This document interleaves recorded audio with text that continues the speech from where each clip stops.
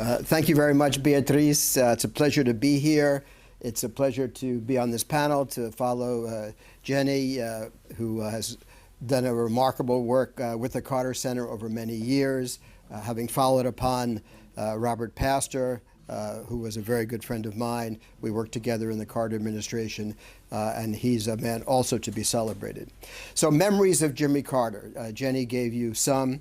I would add that he was, as we know, a man from a rural, small town south of the United States when racism was still prevalent there. He combated institutional and cultural racism as a young man and as a politician in the United States. Progressive politics was in his blood, and that's what we need to understand, and that's what explains his approach, I would say, to Latin America. He was also a very, very intelligent man. He was very studious. He would read everything on any topic. He would know more going into a room than the experts that he assembled on any given theme. He enjoyed a good debate and a back and forth, but he was also a decision maker. He was very self-confident in his own decisions, and he was a man of principle more than politics. He walked the talk. And with his chief advisor, Roslyn, they were a beautiful couple. During the 1976 presidential campaign, with regard to foreign policy, we'll remember he was very critical of Nixon and Kissinger, both for their domestic and foreign policies. He was very critical of the extended war in Vietnam, which he thought had been a terrible mistake. And he also criticized the U.S. role in the overthrow of democracy and of the government of Salvador Allende in Chile. He rejected, and this was his famous phrase, the inordinate fear of communism that had allowed Dr. Kissinger in particular to tolerate, if not advocate, a system of human rights abuses, systematic human rights abuses, particularly in Latin America.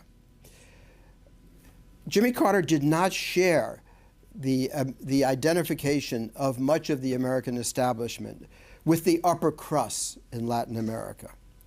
Rather, he sympathized with the moderate democratic reformers in the region who were struggling in those years. Because of President Carter's desire to turn a page to identify the U.S. not with the upper crust in Latin America, but with a more humanitarian, progressive future, he paid a lot of attention to Latin America. In Panama, that was the headline issue. He wanted to recognize the sovereignty of states, the maturity of a post-colonial region, and, core to his beliefs, that cooperation, not confrontation, would yield better results for everyone. That respect, not condescension, would elicit a more mature relationship.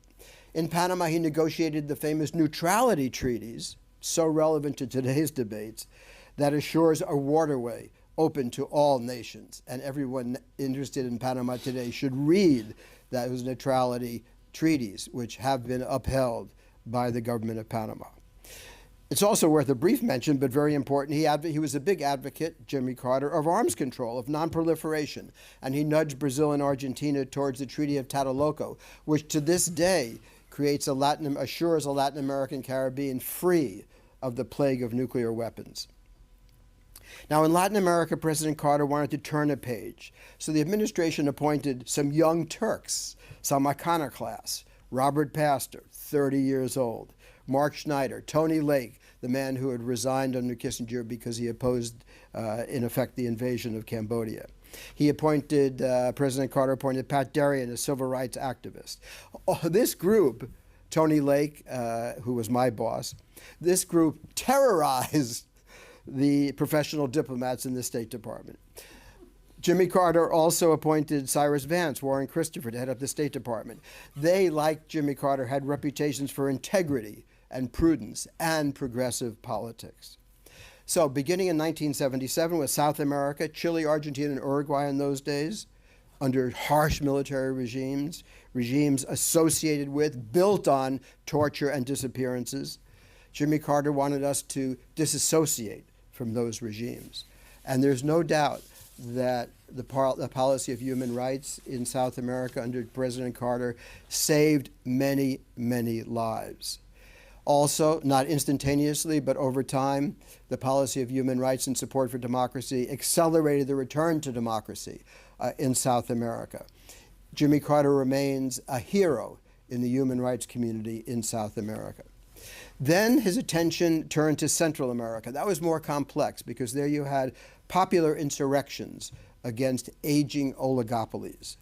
In Nicaragua, President Clinton tried very hard to promote a centrist alternative, but Somoza turned out not to be a puppet of the United States, refused to follow instructions from Washington. The result of that was he didn't leave until the Sandinistas were at the gates.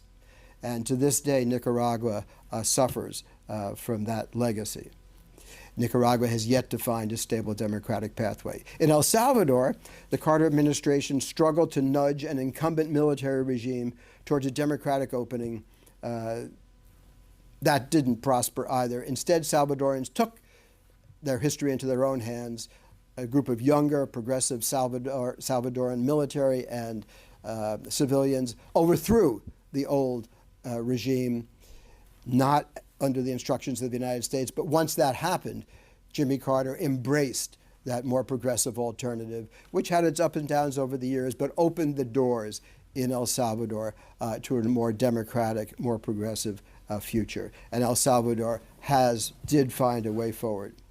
So, as we'll discuss in his post-presidency, President Carter, at the Carter Center, continued to work to stabilize democratic institutions throughout the hemisphere, where I would argue, despite ups and downs in the region, and it's a big place and there's a lot of differentiation, still democracy remains the most powerful political impulse in the region. And Jimmy Carter aligned American foreign policy with that powerful impulse in Latin America. So Jimmy Carter, the humanitarian, the activist, the prophet, made a big difference and leaves a lasting legacy in American foreign policy, and particularly in U.S. relations with the hemisphere. Thank you, Beatriz. Thank you.